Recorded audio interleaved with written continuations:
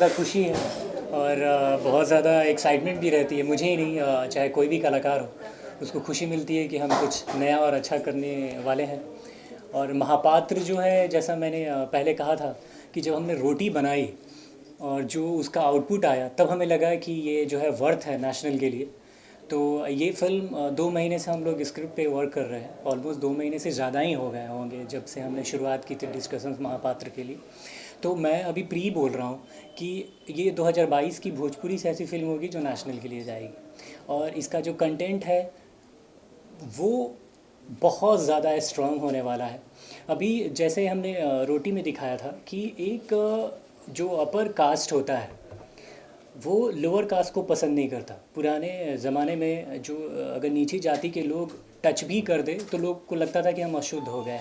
वो नहाते थे, इनफैक्ट गंगा जल छिड़कते थे अपने ऊपर।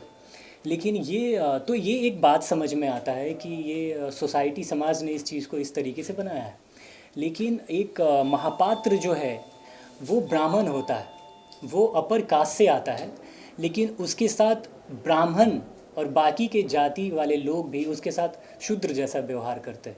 अगर वो एक ब्राह्मण भी महापात्र को छूना नहीं चाहता है तो ये एक वन लाइन की स्टोरी है कि उनका जो हालत है, जब किसी की श्राद्ध जब वो लोग करवाते हैं तो 10वें 11वें दिन जो है लोग भगवान की तरह बैठा के रखते हैं, लेकिन जैसे उनका काम ख़त्म हो जाता है तो लोग पत्थर मारते हैं।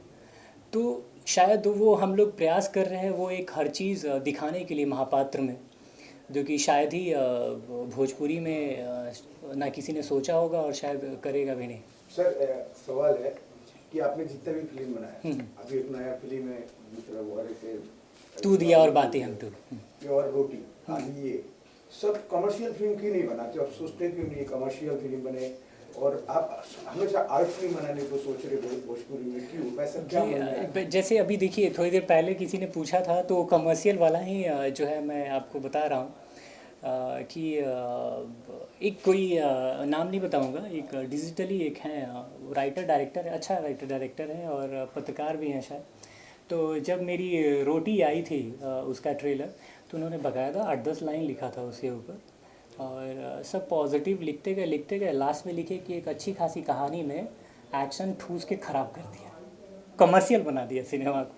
मेरा एक सीधा सा सवाल है कि आर्ट फिल्म किसको बोलते हैं और कमर्शियल सिनेमा किसको बोलते हैं? क्योंकि मुझे लगता है कि मेरी दिया बाती जो है वो कमर्शियल सिनेमा है। मेरी जो रोटी है वो थ्रू आउट कमर्शियल सिनेमा, वो इतनी बड़ी कमर्शियल सिनेमा है कि मैं दावे से कहता हूँ पूर्ण विश्वास के साथ कि अगर उस फिल्म को थिएट्रिकल रिलीज़ किया जाएगा तो वो एक माइलस्टोन होगा भोजपुरी के लिए। और जैसे मैं खुद एग्जीबिटर हूँ, मेरे खुद के अपने थिएटर्स चलते हैं, मल्टीप्लेक्सेस और सिंगल स्क्रीन चलते हैं मेरे बिहार में। मैंने देखा है कि जब दिव्या भारती या पुराने ज़माने में फिल्में जब लगती थी हमारे यहाँ तो लोग सिक्के उछाला करते थे। तो अगर रोटी अगर थिएटर में लगेगी तो ये देखने को मिलेगा। उसमें ओम जी ने जिस तरीके से सीन्स लिखे हैं, जिस तरीके से उसके डायलॉग्स हैं, जैसा एक्शन है, तो वो लोगों को लगेगा कि हम कुछ देख रहे हैं। तो मुझे लगता है कि वो थ्रू आउट वो जो फिल्म है वो कमर्शियल है। अगर पोस्टर पे कोई कैरेक्टर रो रहा है या बहुत ज़्यादा इमोशंस में दिखाई दे रहा है तो इसका ये मतलब नहीं होता है कि वो आर्ट सिनेमा है। अगर हमने उस फिल्म को बहुत अच्छे तरीके से एग्जीक्यूट किया है, इसी वजह से लगता है कि वो आर्टिस्टिक सिनेमा है। या रोटी टाइटल है तो लगता है अच्छा गरीबी होगी, हमने परफॉर्म उस तरीके से किया, गरीबी तरीके से, फटा हुआ लुंगी पहना हुआ है, लग रहा है खाने को नहीं है, तो आर्ट फिल्म होगा। वो आर्ट फिल्म नहीं है, थ्रू आउट कमर्शियल सिनेमा है। एक्शन है, रोमांस है, इमोशंस है, सारी चीज़ें हैं। एक झूला फिल्म की है मैंने, वो भी ट्रेलर आने वाला है वर्ल्ड वाइड से उसका। ऐसे देख के लगेगा लोगों की वो आर्ट सिनेमा है, लेकिन वो जो फिल्म देखेंगे तो लगेगा कि नहीं वो पूरी कमर्शियल फिल्म है।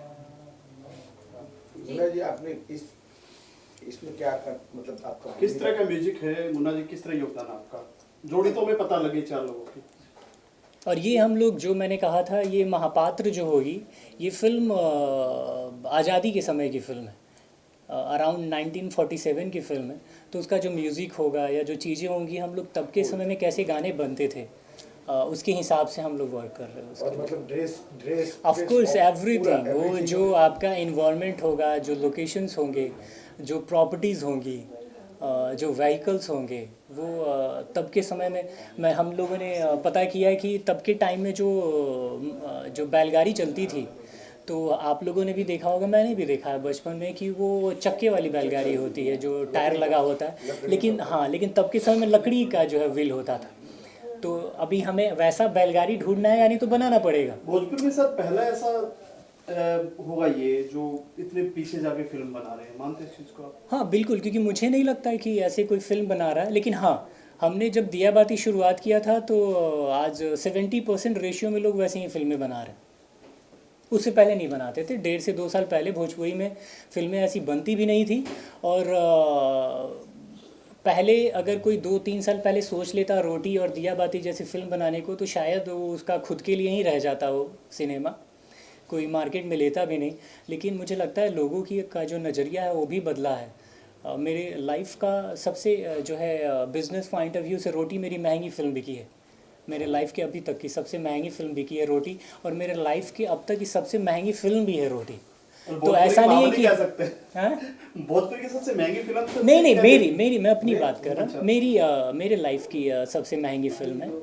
और तो मुझे लगता है कि ऐसी फिल्मों का दौर आ गया है। कि ये अपना महापात्र कब मतलब हमारा जो ये जो थॉट है महापात्र के लिए, वो ऐसा है कि जब बहुत ही गंदे वाली जब लू चलती है यूपी बिहार में, जब ऐसा आदमी 10 सेकेंड तक खड़ा भी नहीं रह सकता धूप के अंदर, जितनी ज़्यादा टेम्परेचर 45-50 से ज़्यादा होता है टेम्परेचर, गर्म हवा चलती है, तब के समय में इस फिल्म को शूट करना है। हमारा जो प्लान है वो मई एंड का है, जिस समय सबसे ज़्यादा लू चलती होंगी उस समय हम पूरी थ्रू आउट ये फिल्म जो है लू में शूट करने वाले। मैं तो यही कहना चाहूँगी, जब हम महफिल में नहीं पूरा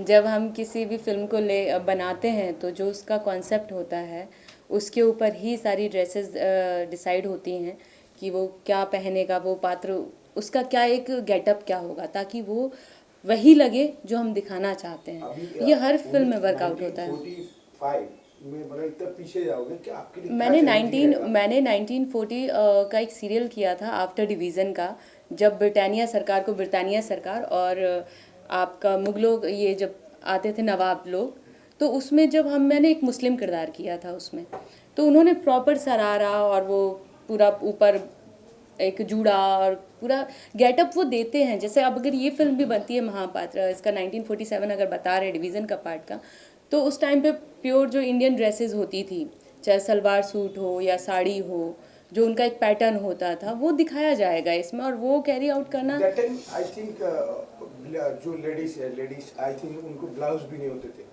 वो साड़ी से वो लोग ऐसा मतलब उस तरह का नहीं, ब्लाउज होता था 1947 में, ब्लाउज होता था। आप बात करें वो पहले 1930 से 1920 के पहले नहीं होता था। ये बुद्धास के टाइम पे ब्लाउज नहीं होता था, वो रैप करके बांधते थे। That is a Buddhas culture. जो बुद्धा की जो ड्रेसेस थी तो वो थी, बट 1947 में प्रॉपर हिंदुस्तानी ड्रेसेस थी। अगर आप देखेंगे किसी भी सिनेमा में तो दिखाया गया है।